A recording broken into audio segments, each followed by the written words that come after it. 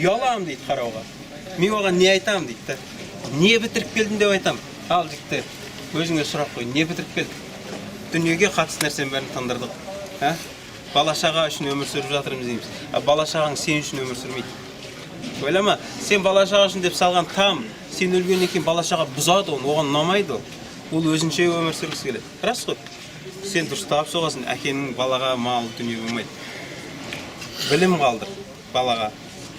Сол дүние болады. Балаңа Құран қалдыр. Уақиға сүресін қалдыр.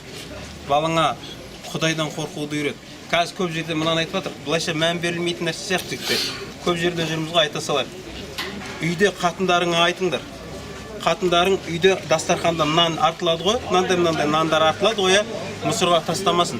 Байқайсыздар ма, бұдан не болып жатыр?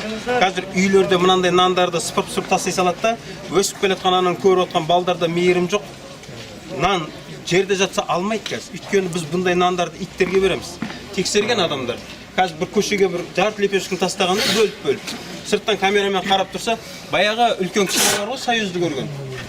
Нан үлкен ба, Құран үлкен ба деп жүргендер, негізі Құран үлкен.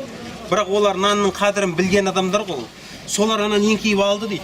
Қазіргі жастар кетіп барады, нанның қоқымын көрсе, көріп кетіп барады, алмайды дейді. Неге?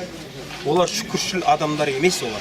Өйткені үйінде олар сондай тәрбие көрген. Балда әке-шешелері бұндай нандарды сыпырып алып тастап, не істеген? Итке лақтырып жатыр, малға лақтырып жатыр. Мал жеген дейді, жемеген қорада шашылып жатыр. Өтірік емес жігіттер бұл. Оны көріп өсіп кеткен бала не болып жатыр? Пайғамбар айтады, қиқымын көрсең де алып жеп қой, қайдан білесің? Берекесі сода шығар. Біздің берекеміздің кеткені мүмкін үлкен нандар қорада жатыр. Мүмкін береке сонымен бірге кетіп жатқан шығар. Неге біреуден іздейміз? Біздің жігіттер көтерілген кезде мен көтерілдім деп айтады.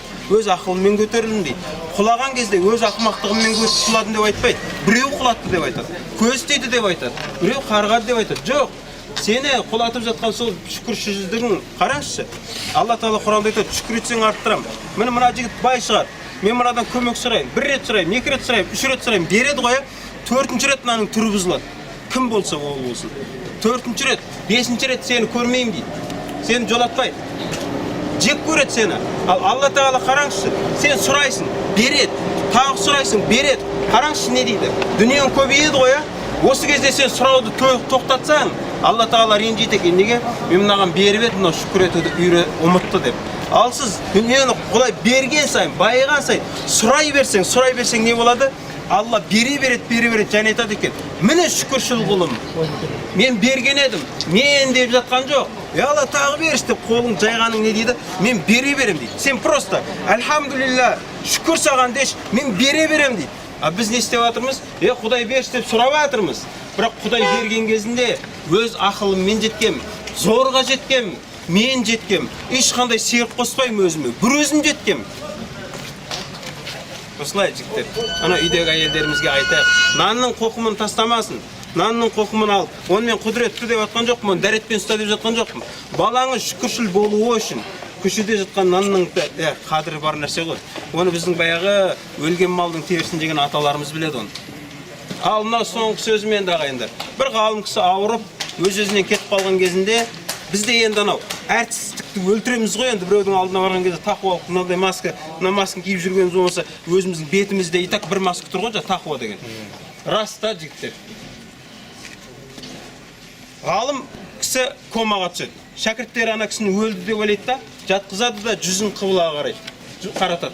Сөйтіп дем салып отқан кезінде ана кісі өз-өзіне келеді да, сендер не істеп жатсыңдар дейді. Сонда айтады, біз сізді өлген шығар деп, бүйтіп от жатқызып енді басыңызды қыбылаға отып деп. Сонда ана ғалым кісі жылайды. Неге жылап жатсыз деген кезінде қараңызшы не дейді? Сендердің менің басымды қыбылаға бұрғандарыңнан не пайда, Алла қаламаса дейді. Сендер бұны бұра бересіңдер. Бірақ пайғамбар саллаллаху айтқан нәрсе, адам баласы қабірге түскен кезінде Алла Тағала оның жүзін оңға қарай бұрады дейді күнәһарлардың. Тозақ жәннат көрсетіледі. Сонда ол айтады екен, ақымақ намазхандар, айттық қой мені, олар ойбай намаз оқымасаң саған үйтіп кетесің, бүйтіп кетесің деп айтып еді. Мені оқымай-ақ мін жәннаттың есігін көрдік қой деген кезінде Алла Тағаланың періштелері дауыстайды. Алла Тағала айтқызады. Егер де Аллаға бой ұсынғаныңда еді, сенің барар жерің осы болар еді. Жүзін бұрыңдар бас жақтарға, сол жағына, басын бұрыңдар. Алланың періштелері оның басын сол жағына қарай бұрады. Тозақтың бір бұрышы ашылады. Оның не болады? Оған тозақтың оты көрініп тұрады, оның жағдайы сондай. Біреулерге керісінше тозақ көрсетіледі. Оның үрейі ұшқан кезінде айтады: сен Аллаға бойсұнбағаныңда сенің жағдайың осы еді. Енді Аллаға бой ұсынғандығыңнан сенің жүзіңді жоғары қарай, оңға қарай бұрамыз. Құранда асхаби шимал ма асхабу шимал деп Вақиға сүресінде айтып келеді ғой бұл нәрселер. Оңшылдар қандай оңшылдар, ал соңшылдар қандай солшылдар. Ямин мен шималдарды жайлы айтып келеді. Бұлар өте жамандар, солшылдар. Ал оңшылдар бұлар өте жақсылар. Олардың жүздерін Алла бұрады. Сонда ғалымның айтқан сөзі бәрімізге сұрақ: сені жерлейді әкеп, туысқандарың кіреді, жүзіңді қыблаға бұрады. Не пайда? Адамдар емес сенің тағдырыңды шешетін. Адамдар үшін өмір сүрмей ақ қойып, Алла Тағала қаласа жүзіңді сенің сол жаққа қарай бұрып қояды. Алла Тағала оңшылдардан болуымыз нәсіп етсін.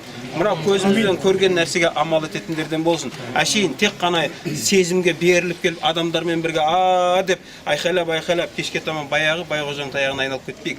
Көрдіңіздер ма? Міне не бір мықты деген адамдар өтіп кетіп жатыр ма? Ешкім емессің сен. Саған бізде адамдар қайтыс болса екі сұрақ қойылады: қартайып па, ауырып па дейді. Осы сұрақтардың өзі қателік. Өлу үшін қартаю шарт емес. Алла Тағала сенің жаныңды алу үшін сенің денсаулығың бір тиын. Алланың періштелері тауларын былай жинап қоятын періштелерге сенің рухың түкке де тұрмайды. Уақыт келсе болды, кетеді. Сосын ағайындар, қазір